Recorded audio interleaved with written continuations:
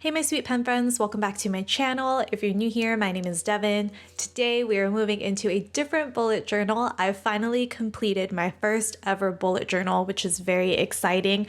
I will do a flip through of this in a later video, so stay tuned for that.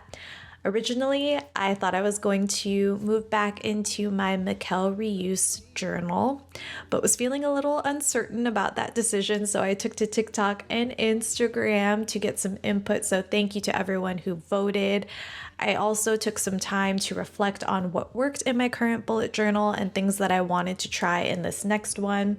And after all of that, it came down to my Mikkel reuse notebook and this MD notebook diary, which so many people voted for.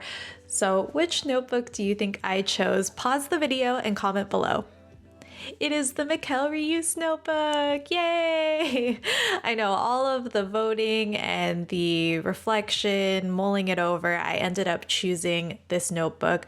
I felt compelled to come back to it again, and at first I thought that was a little bit of guilt for not finishing the notebook, but really I wouldn't have been able to enjoy moving into another notebook without completing this one. So I guess, yeah, it is a little bit of guilt, but also it's a great notebook. So I feel good about my decision, especially after setting it up in this video.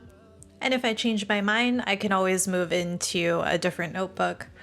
But one of the things that I wrote down in my list of things that I wanted to try in this bullet journal was squiggles. I know it's so abstract, but I also didn't really work on any new sticker designs. So squiggles for the foundation of this monthly spread seemed perfect. It's simple yet interesting, something that I haven't tried before, and I really like how it turned out.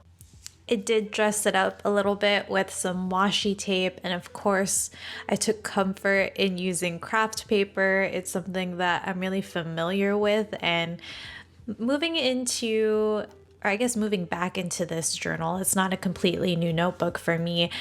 I was still feeling a little overwhelmed, I guess, or just a bit unsettled of trying something new.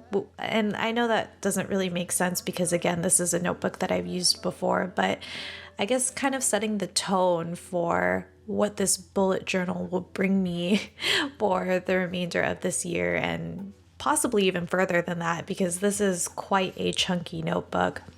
So I wanted to try something new, but also play it safe. So the squiggles kind of checked off a box for me, but the craft paper and the washi tape and the label maker, it brought me a little bit of Bujo peace, if you will. To sum up my thoughts here, I got really comfortable with my previous notebook, and despite having used the Mikkel reuse notebook prior to that, I feel like I'm getting to know it again for the first time, just kind of navigating with the graph paper and handling the sheer chunkiness of it. I know it's something that I'll get used to again the more time that I spend in it. But now that I've completed my April monthly spread, I'm flipping back to working on my cover page. And really, this cover page, its main function is to archive April 2021 and everything after that. So in my mind, I just kind of wanted to have a quote unquote fresh start in this notebook, even though I do have spreads from before. And I just feel like having this page will help divide and organize what was before and what will come after. And I do anticipate that I'll do another cover page like this probably towards the end of the year, because more than likely I'll spend more than a year in this notebook. So again, the cover page will just help me further archive and organize everything that's going on in this notebook. As I mentioned, I received some really amazing advice from all of you on how to approach this next bullet journal, this next phase of my bullet journal journey. And one of the pieces of advice that I was given was to not be afraid to try new things. And I'm really going to try to hold on to that.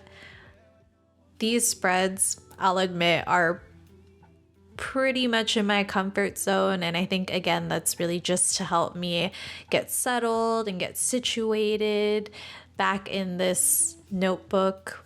But I did try a few new things with the wax seal stamps and bringing in the dried flowers. I really like how that turned out.